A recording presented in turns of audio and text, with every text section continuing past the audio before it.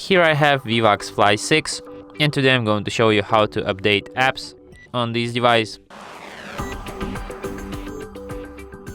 So to update apps, you'll firstly have to open Play Store.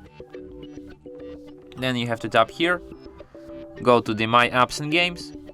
Here you will see all of your apps and games, all of the apps and games which is up to date.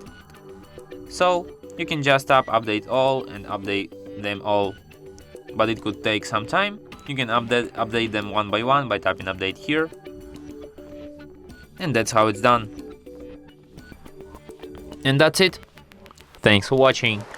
If you find this tutorial useful, don't forget to hit that like button and subscribe to our channel.